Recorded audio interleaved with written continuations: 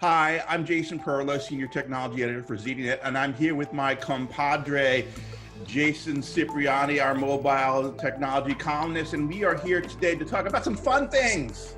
We're here Yes. to talk about the next generation of game consoles. Now, I have not been a game console user for several years now, although I own a first generation Xbox One. I mostly like the driving games. I like the high action stuff. But I haven't really used one in a couple of years. I've kind of let it sit on the shelf a bit. Been more of a mobile game user with iPhone and iPad. But I'm very excited about the next generation of hardware that's coming out soon. We're kind of like in a refresh period with the major systems are all about to be refreshed more or less around the same time. Jason, let's talk about some of the things that are coming out and what are the things that we can expect from the next generation of consoles. Yeah, I agree with you. So I actually game quite a bit. It's what I do to take a break from reality in the real world and kind of get away from everything. I have two younger sons who love gaming as well. So we play quite a bit. I have a gaming PC, I have an Xbox One X, a Nintendo Switch, play a lot of different games, mostly shooters, Apex Legends, Fortnite, stuff like that. The new Call of Duty Warzone looks amazing. But you're right. Right now is we're in a lull, right? Everything is kind of ramping up to two new consoles at the end of the year, the next generation Xbox and the next generation PlayStation. And they're looking like they're going to be powerhouses. They're going to be really powerful equipment that are going to really push gaming forward, doing a lot of different things. So the Xbox Series X has been kind of announced. Microsoft keeps letting little secrets and tidbits and pieces of information out about it. And it looks pretty promising right now. It's going to be 8 times more powerful than the original Xbox One. So the Xbox you have, it's going to blow that away. That blows my mind how much computational power something like that has. Yeah, and the Xbox One X, I just recently bought it because they're heavily discounted leading up to the Series X launch. And it's going to be twice as powerful as that. And I honestly have no complaints with the power of the One X in its current state, which twice that is going to be just insane. There'll be support for 120 frames per second, which is huge. Now, especially at CES, we had a bunch of TV manufacturers announcing gaming modes and 120 frame per second support in those TVs. So console gamers will kind of be on par with PC gamers, 120, 144 hertz displays. It's switching to a solid state drive, which is going to be a lot faster. A quick resume feature will allow you to pause a game exactly where you're at and then come back to it a few days later and pick up. You don't have to just hit pause and then leave your Xbox on. You actually could go and do other stuff, play different games, and then pick up right where you left off in that game. It will include a Blu-ray disc drive, which the Xbox One X has. They did release some cheaper versions that without any optical drives, download only. And the new Halo is going to be the launch title, along with a few other third-party titles as well that they haven't fully named yet. And of course, there's going to be full backwards compatibility with not only Xbox One X games, but going all the way back to support everything that is backwards compatible with the One X, which is a huge benefit for someone like me who just bought the Xbox One X and is buying games and having the confidence in investing that I can upgrade when the Series X comes out later this year. Yeah, Microsoft tradition has been pretty open with its console releases, more or less, in terms of what they say the capability is going to be well in advance, just to build interest, to build pre-sale interest, so to speak. We know that they're all based on bumped up PC-style platforms, out-of-the-box parts.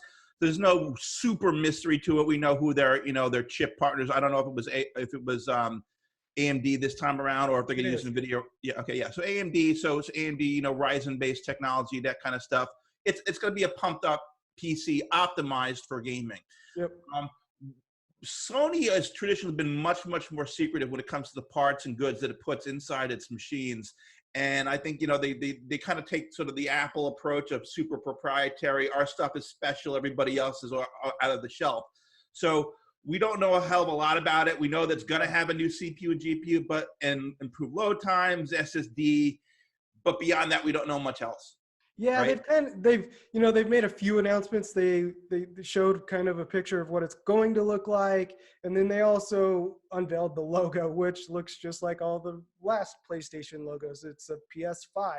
I mean, it wasn't anything groundbreaking. That they actually did that at CES. They paused their Sony keynote to unveil Yeah, I the mean, PlayStation logo, which was a big letdown because people were wanting true information, and a logo is not that exciting to me, at least.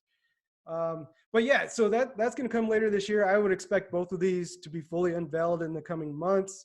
Granted, coronavirus and the delays it's causing with supply chain and just yeah. everything else that's going on, that could be delayed. But I expect full announcement in the next few months, and then holidays 2020, we're going to see these come out. There's also rumors that Apple is working on a new Apple TV, which by extension is a That gaming excites device me. for them, right? That excites me a lot, because there hasn't been a major refresh of Apple TV hardware in a long time. Right. And now, of course, we have Apple Arcade as part of the iOS ecosystem. You pay a set fee every month and you get a whole mess of games.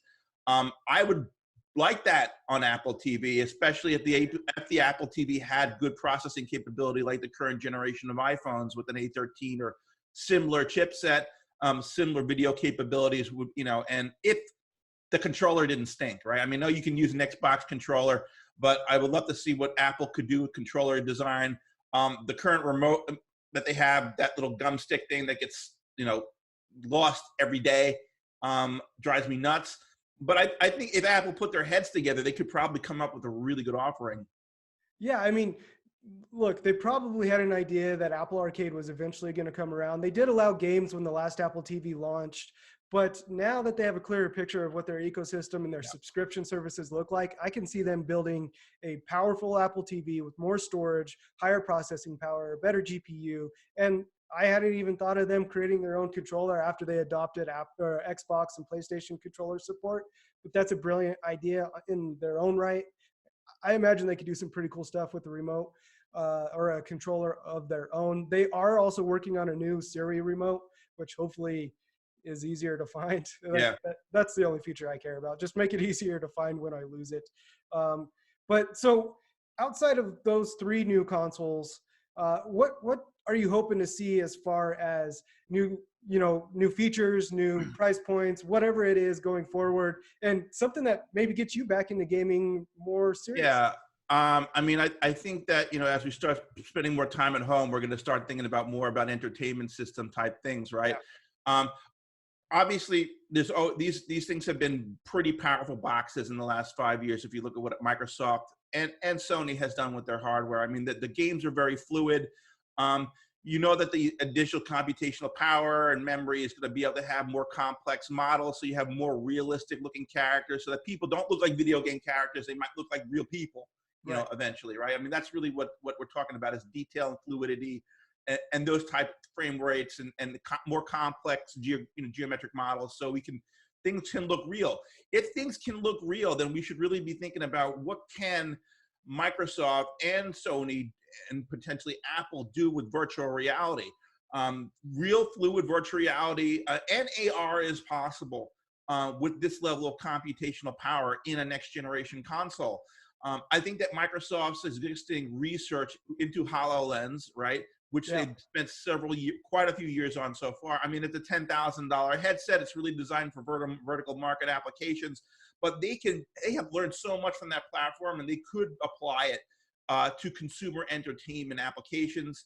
I think there's a lot of crossover educational content that could be used for virtual reality. So we could see this used for remote classrooms, teaching, even things like drone tourism and telepresence type of things for consumer, level stuff. Maybe you want to look at the Grand Canyon or fly around a city on a tour, with a drone with really cool cameras and stuff, and be able to participate in that. For those of us that will not be able to travel in the future, they could certainly. I mean, they would have to make these headsets cheaper, but naturally, I think it's a technical possibility. Did you talk about a keyboard and mouse support as something that you wanted, Jason? Yeah, absolutely. So I actually prefer gaming on a PC. I'm horrible at it. Yep. I'm a lot better gamer on an Xbox or a Nintendo Switch. but I like gaming on PC for keyboard and mouse support. I love that, interaction model, and it's just as easier for me. For some reason, I just enjoy it more. But the Xbox, as it is now, only has a handful of games that actually support keyboard and mouse interaction. And so going forward, I would love to see a wider adoption of that. Maybe it's hard coded into the Xbox Series X, platform, where your game automatically supports keyboard and mouse. And realistically, there's only one good option for a wireless keyboard and mouse, and it's made by Razer, who makes gaming PCs and accessories. But wider adoption of that would be great. I would love to see a price point around $500. Although I read a report yesterday that there's some rumors that Sony's having a real hard time hitting that. And it may actually be quite a bit more than that. Usually when a new console comes out, $500 is, the bar that it's put at to launch. And then over time it drops. So hopefully they're able to hit that as well. What else? Backwards compatibility, I think, like I said earlier, is a huge boost to all of these consoles. If you buy one game here, you shouldn't have to buy it again just because a different console is out. I'm just really looking forward to taking it forward. I mean, 8K TVs are, a few years out, but these consoles are going to last the next decade, right? That's kind of the bar they set. Absolutely. You want an investment that's gonna at least use 5, 6, 7, 8 years, 10 years of entertainment possibility in your home. The keyboard and mouse support thing is interesting because you look at traditional PC gamers; they are hardcore into PC, into keyboard and mouse. I know guys that play World of Warcraft for I don't know, over the weekend they decide they're going to sit in front of a computer for 12 hours at a time. Yeah. But the more important, the more complex PC games do have a lot of keyboard macros and things that people use, especially for these online and adventure communities and such. I think that that sort of capability, if the mouse and keyboard is where it needs to be at for a console, we could see the synthesis between the PC and the console gaming communities in the future. So far, they have been separated, right? Console people are console people, and PC people are PC people, and the games really don't tend to blend with each other for the most part. Yeah, they've started to here recently. A lot of cross-platform play has been enabled in Fortnite and Apex. Or no, not Apex, but the new Call of Duty Warzone launched yesterday. The first-person stuff. And cross-play is enabled by default. So you can get into a lobby with PlayStation, Xbox, and PC players all in the same place. And to some extent, the argument is if you're not using a keyboard and mouse, you're at a disadvantage to someone using a controller. Or you're at a disadvantage by using a controller. So it's a way of leveling the playing field for a lot of people. There are workarounds now. You could buy these little cheat devices, is what PC gamers call them. I don't consider them that you go in and you program a keyboard and mouse to mimic a controller, and it essentially tricks the Xbox into you using a controller, but you actually have a keyboard and mouse hooked up to it. And they're, around $100. I haven't experimented with one myself, but it's definitely been something I've considered. Yeah, so these are all like workarounds, right? But there's no reason why a console cannot be a full-fledged gaming PC. It is, essentially, just in a smaller package. I mean, there's always going to be PC gamers with much, much more powerful decks, it's 64 gigs of RAM and whatnot. But for the most part, I think your average PC gamer and the capabilities of a console should be able to level set the playing field. But if we're going to have keyboard and mouse of support, right, let's assume that the Xbox is a Windows embedded system as the current one is, right? With the specs that we know about the hardware, I don't see any reason, right, why an Xbox cannot function as a living room family personal computer and to run specific cloud managed Windows apps, especially ones that are customized for use in the living room. I'm not saying necessarily full blown Office, but there are things that Microsoft can do to make these things more than just a game machine. This could be the central common use family computer. Azure has cloud desktops now. I mean, so you could remote use things full 365 and corporate applications if you want. So the technical infrastructure to do that is still there. It's absolutely there. It's ready to go. The other thing I want to see is better integration with the smart home. This is an area that we know that Microsoft is behind in.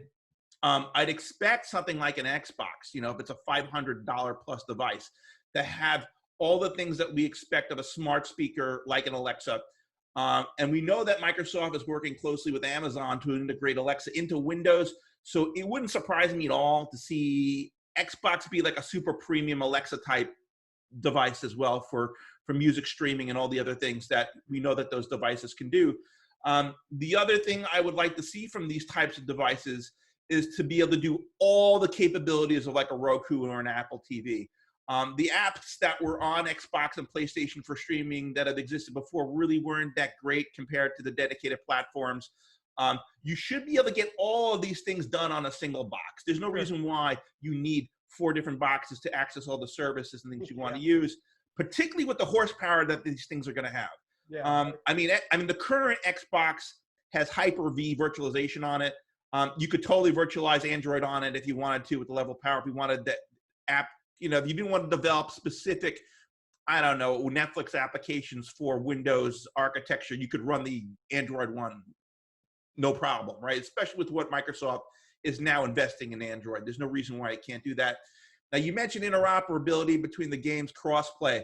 But why is it so difficult for me, you know, as a gamer on Xbox, for most of the games that are in the ecosystem to play with somebody on a PlayStation? It's definitely not a title exclusivity issue strictly, which I believe is a stupid thing.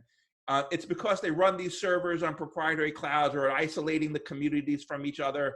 And as you said, some games have taken the neutral approach, but many still have not. I would like to see that problem solved.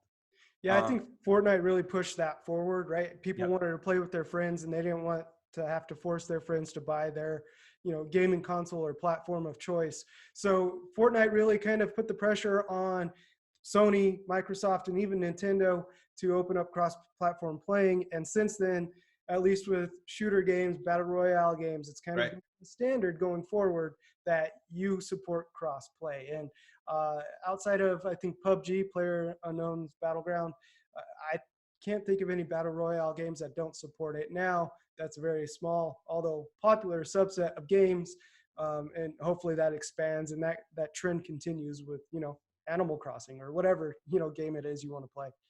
Yeah, and you know, in addition to the big players that we've been talking about, there's other interesting things that are in development. I know there's been a new Atari in development for a while. I'm like a retro gamer. I'd love to see that brand brought back. You know, I mean, there's obviously, you know, there's Stadia and some other things. Stadia hasn't really taken off in a tremendous way yet, but you know, these game streaming platforms. I think the game streaming technology in and of itself is valid. Certainly, Microsoft has been putting a lot of investments in that for Xbox type of streaming stuff. We'll be able to see these boxes do much more sophisticated game streaming as well.